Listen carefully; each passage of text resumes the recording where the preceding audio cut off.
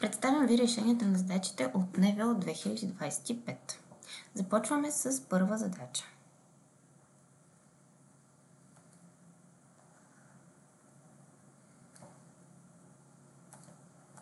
Стойността на израза 2025 минус 225 по минус 1 пета е 2025 минус. И понеже умножаваме по минус 1 пета, изнасяме минуса отпред пред числото, ще се получат два минуса един до друг. Минус 225 пети, което автоматично ги превръща в плюс. 2025, другата 225 пети може да бъде съкратена на 5, в знаменател 1, в числител 45. 2025 плюс 45 е равно на 2070. Верният отговор тук е Г. Продължаваме с втора задача.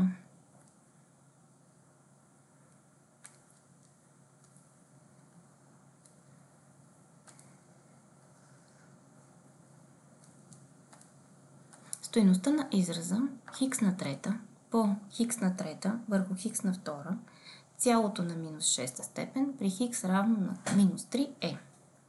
Тук правилната стратегия е първо да опростим максимално израза и тогава да предприемем заместване на хикс с числото минус 3. Минус 6 степен. Хикс на трета и хикс на втора се съкръщават. В знаменател остава 1. Числителя остава хикс. Задачата вече придоби вида хикс на трета по хикс на минус 6, което е равно на хикс на трета върху хикс на 6. Когато съкратим, остава 1 върху хикс на трета. Сега вече е време да заместим хикс с минус 3. 1 върху хикс на трета е равно на 1 върху минус 3 на степен трета, което прави минус 1/27. Продължаваме с трета задача.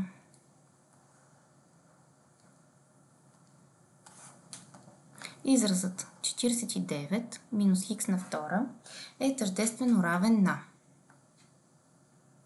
Тук няма какво да решаваме, директно можем да отбележим, че това е формулата за съкратено умножение. 49 минус хикс на втора е 7 плюс хикс, 7 минус хикс в подточка.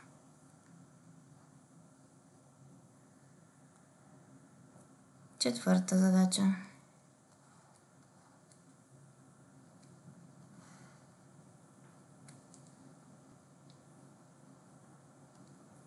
Сборът от корените на уравнението трябва да намерим. Модул хикс минус 6 минус 7 е равно на минус 4. Прехвърляме минус 7 от другата страна, като му сменяме знака. Модул от хикс минус 6 е равно на минус 4 плюс 7. Модул от хикс минус 6 е равно на 3. Това за нас означава, че хикс минус 6 е равно на 3 или хикс минус 6 е равно на минус 3. Сборът, т.е. още не сме ги намерили. Хикс е равно на 3 плюс 6, 9 или хикс е равно на минус 3 плюс 6, което прави 3. Сборът е 9 плюс 3, 12. Отговор Г. Пета задача. Най-голямото цяло число, което е решение на неравенството. 8 минус хикс по-голямо от 6 по хикс минус 1. 8 минус хикс по-голямо от 6 хикс минус 6. Минус хикс минус 6 хикс по-голямо от минус 6 плюс 8. Извинете, минус 8. Минус 7 хикс по-голямо от минус 14. Хикс по-малко от минус 14 делено на минус 7. Хикс е по-малко от 2. Съответно, най-голямото цяло число, което е решение, е 1. Шеста задача. Множителят, който не участва в представянето на многочлена като произведение от прости множители е. За да разберем верния отговор, трябва да разложим на множители дадения многочлен. Хикс на четвърта плюс хикс на трета минус 4 хикс на втора минус 4 хикс. Това, което забелязваме, е, че можем да групираме хикс на четвърта с хикс на трета. Мисля, че ще бъде добра идея. Изнасяме хикс на трета пред скоби. В скобата остава хикс плюс 1. А от следващите два множителя можем да изнесем минус 4 хикс и да остане отново хикс плюс 1 от двата множителя. Хикс плюс 1 отново е общ множител, изнасяме го пред скоба. В скобата остава хикс на трета минус 4 по хикс. И виждаме, че има още какво да разлагаме. Можем да изнесем още един хикс пред скоба от втората скоба. Получаваме хикс по хикс плюс 1, хикс на втора минус 4 остава. Това може още да бъде разложено. Хикс по хикс плюс 1 по хикс минус 2 по хикс плюс 2 заради формулата за съкратено умножение, което получихме тук. И сега да разгледаме отговорите. Нямаме хикс минус 1. Съответно го ограждаме. Седма задача.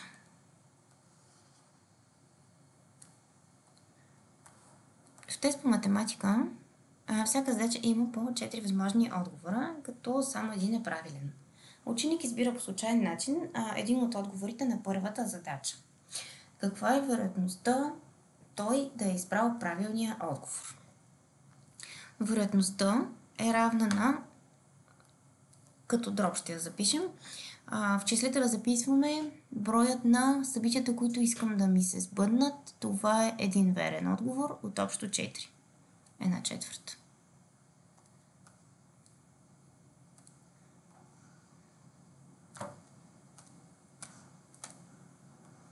Средният брой точки на ученик от 4 контролни изпитвания е 23,75. Колко точки трябва да получи на следващото изпитване, така че средният брой точки от тези 5 изпитвания да е 25? След като знаем, че от 4 изпитвания сме получили средно аритметично 23,75, това означава, че ако умножим по 4, ще получим сборът на точките от първите 4 изпитвания. Това прави 4 по 5. Айде ще го умножим така. 4 по 5, 20, 0 и 2 0. 4 по 7, 28, плюс 2 0, 30, 0 и 3 0. 4 по 3, 12, плюс 3 0 става 15, 4 по 2, 8 и 1 0, 9. И слагаме 1-2 знака, 1-2 знака, 95 точки е получил от първите 4 изпитвания. Нека точките, които трябва да получим на следващото изпитване, означим с хикс. Тогава 95 плюс хикс разделено на 5 трябва да бъде равно на 25. 95 плюс хикс е равно на 125, което означава, че хикс е 125 минус 95, хикс е равно на 30 точки. Трябва да получи отговор Б.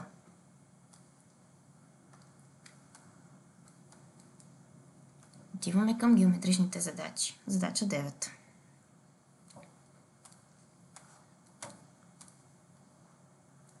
По данните от чертежа, правите С и Д са успоредни. Търсим мярката на ъгъл алфа. Първото нещо, което забелязваме е, че тук имаме триъгълник, на който знаем два от ъглите и можем много лесно да пресметнем третия ъгъл. 83 градуса плюс 62 градуса правят 5, 8 плюс 6, 14, 145 градуса. За нас това означава, че третия ъгъл в този триъгълник е 35 градуса, за да го допълним до 180. И тъй като в условието пише, че правите т.е. С и D са успоредни, този ъгъл с големина 35 градуса, който намерихме, е кръстен на ъгъл алфа, което ги прави равни. Ъгъл алфа е 35 градуса. 10-та задача. Координатна система.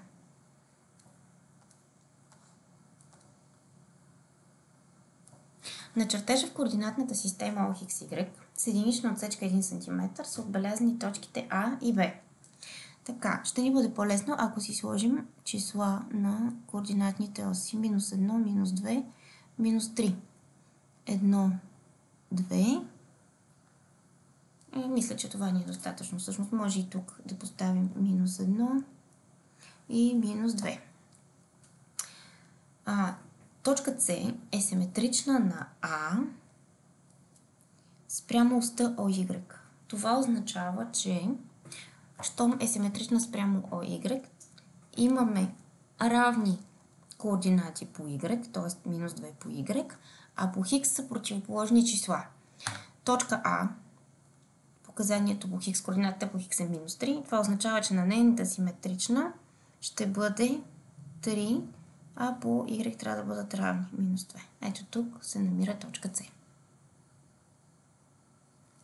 Искат от нас да намерим лицето на триъгълника АБЦ.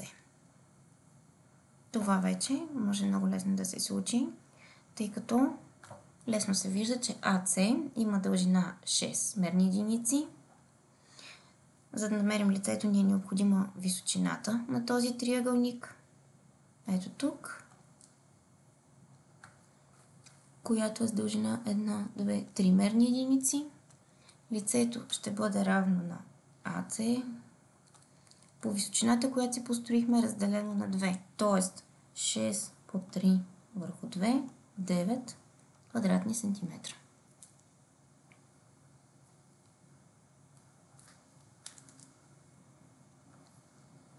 Единайста задача.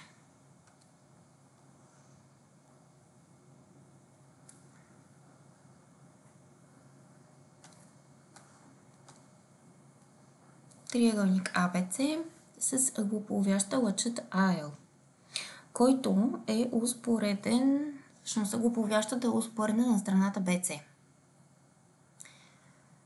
Как да намерим дължината на АБ?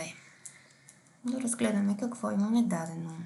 Щом имаме ъглополовяща, двата ъгъла имат равна дължина и аз ще ги кръстя с Хикс.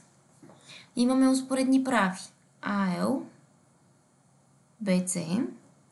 И тъй като са пресечени с АЦ, това означава, че ето тук ъгъл С е кръстен на ъгъл Хикс и двата ъгъла ще бъдат равни. Още какво можем да кажем?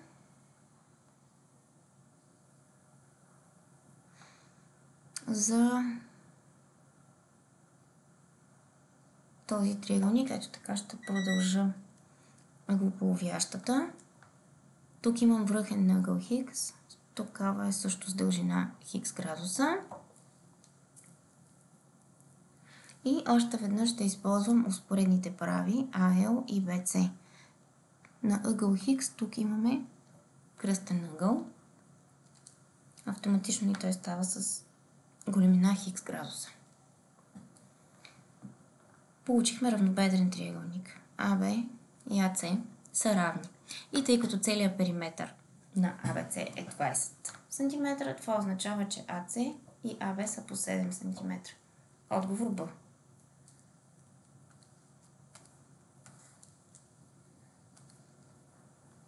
Дванайста задача – симетрали. Симетралите на страните АБ и АЦ на триъгълника АБЦ се пресичат в точка О и те са ни начертани. Като имаме и дадени ъгли. Търсим мярката на ъгъл БОЦ. Така, започваме. Точка О е от симетралата на АЦ. Това означава, че ОЦ и ОА са равни. Точка О обаче е от симетралата на АБ. И това означава, че ОА и ОБ също са равни. И отбелязваме.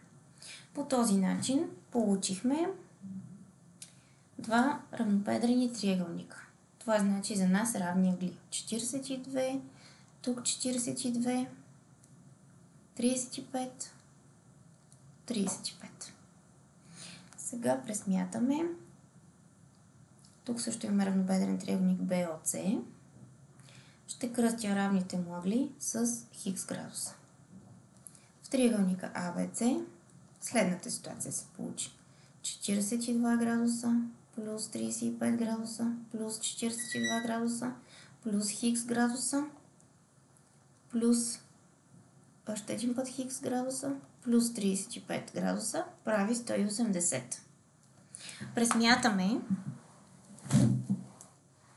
84 градуса плюс 70 градуса плюс 2 пъти по хикс градуса е равно на 180 и получаваме, че 2 хикс градуса е равно на 180 минус 154. 2 по хикс градуса е равно на 26 и оттам само хикс е равно на 13 градуса. В триъгълника BOC имам ъгъл BOC плюс 2 пъти по 13 е равно на 180. Ъгъл BOC е равен на 180 минус 26 равен е на 154 градуса. Отговор В.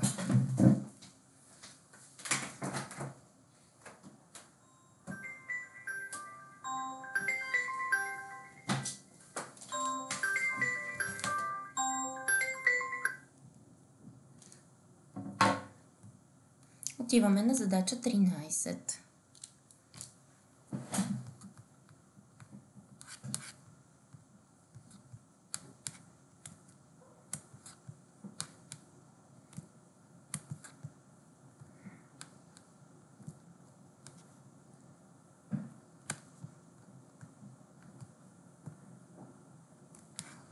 Цветарник с форма на куб има обиколка на основата 12 дециметра. Колко литра почва са необходими за запълването на 2/3 от обема на цветарника? Тъй като цветарника има формата на куб, това означава, че основата му е квадрат. Щом периметъра на този квадрат е 12 дециметра, това значи, че всяка от страните е по 3 дециметра. И обемът се намира лесно. 3 по 3 по 3 равно е на 27 кубични дециметра. Ние обаче не искаме да запълним целият цветарник, а само 2/3 от него, затова умножаваме 2/3 по 27 и получаваме 18 кубични дециметра, които знаем, че са 18 литра.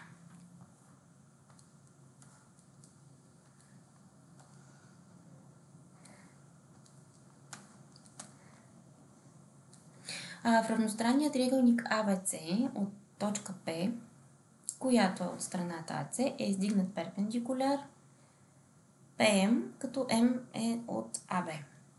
Ако AP е 4 и MB е 5, намерете дължината на страната AB. Започваме с факта, че триъгълника е равностранен и ъгъла е 60 градуса. В триъгълника APM имаме 90-60, значи последния ъгъл е 30 градуса. И както знаем, в правоъгълен триъгълник с ъгъл 30 градуса, страната срещу нея е половината хипотенуза. Това означава, че AM е 8 и AB е 13 см.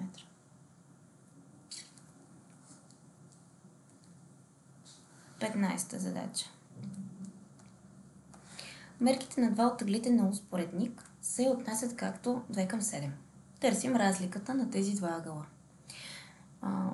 Щом фигурата е успоредник, говорим за два прилежащи ъгъла, тъй като знаем, че противоположните ъгли на успоредника са равни. А за прилежащите ъгли на успоредника знаем, че те имат сбор 180 градуса. 2х плюс 7х ще бъде равно на 180, 9х ще е равно на 180 градуса, х е равно на 20. И всъщност единият ъгъл има големина 7х, другия 2 пъти х, като ги извадим, разликата им е 5х.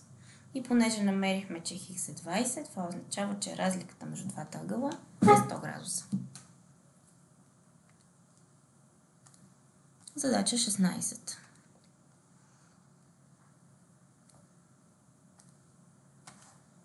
Във фирма работят 30 жени, които са 2/5 от броя на мъжете. Намерете общия брой на работещите. Добре, ще означим броят на мъжете с хикс. 2/5 от хикс ще бъде равно на 30. Оттам хикс ще бъде равно на 30 по 5 делено на 2. Хикс е равно на 75 мъже. В задачата се пита колко са общо работниците. Затова към 75 мъже прибавяме 30 жени и се оказва, че работниците са 105 на брой.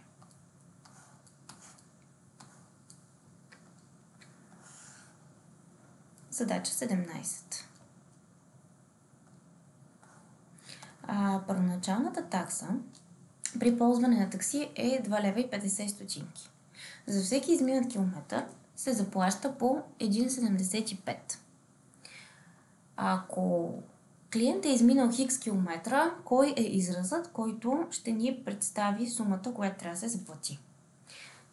Ето вижте сега. 2,5 е първоначалната сума и оттам нататък по 1,75 на всеки изминат километър. Значи 2,5 по 1, плюс 1,75 по хикс, което е отговор В. 18-та задача.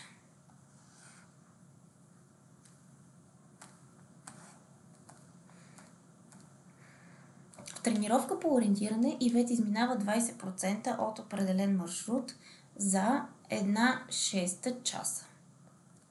1/6 часа е равно на 1/6 по 60 равно е на 10 минути. Но тя за тези 10 минути изминава само 20% от определения маршрут. Това означава, че целият маршрут го изминава за 5 пъти повече време. 5 от 10, 50 минути.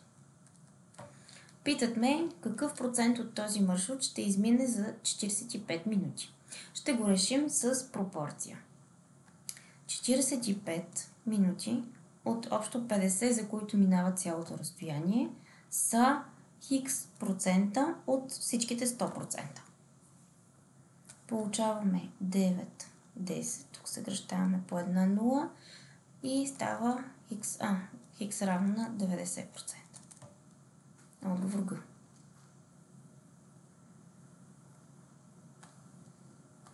Задача 19.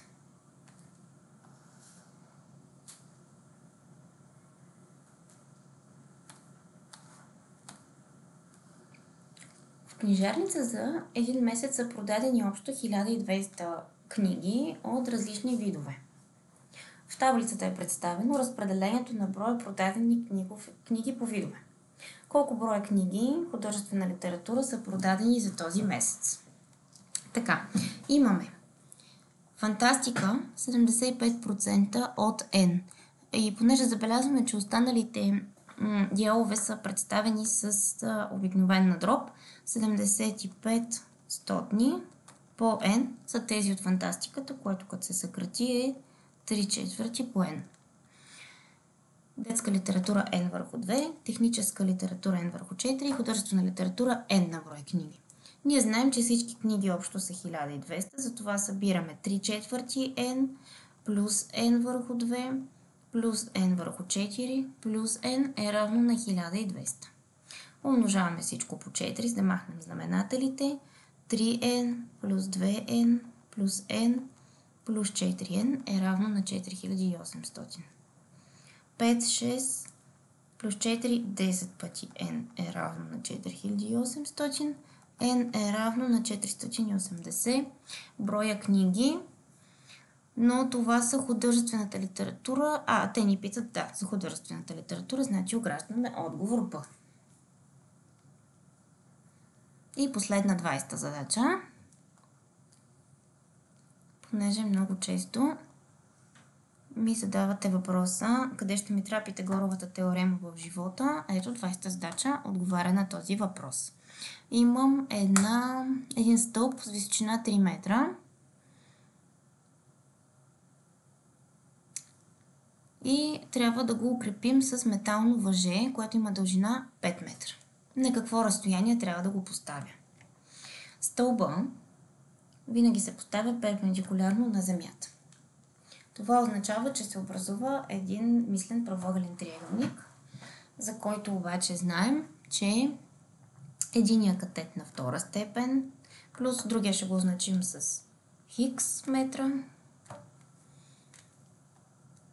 прави хипотенузата също на втора степен. Т.е. 3 на втора плюс хикс на втора е равно на 5 на втора. 9 плюс хикс на втора е равно на 25. Хикс на втора е равно на 16. Тук го решаваме като уравнение. Хикс на втора минус 16 е равно на 0. Оттам следва, че хикс минус 4 по хикс плюс 4 е равно на 0. Решенията на това уравнение са минус 4 и 4, но тъй като знаем, че говорим за разстояние, то не може да бъде отрицателно число. Хикс е 4 метра. Това беше първият модул.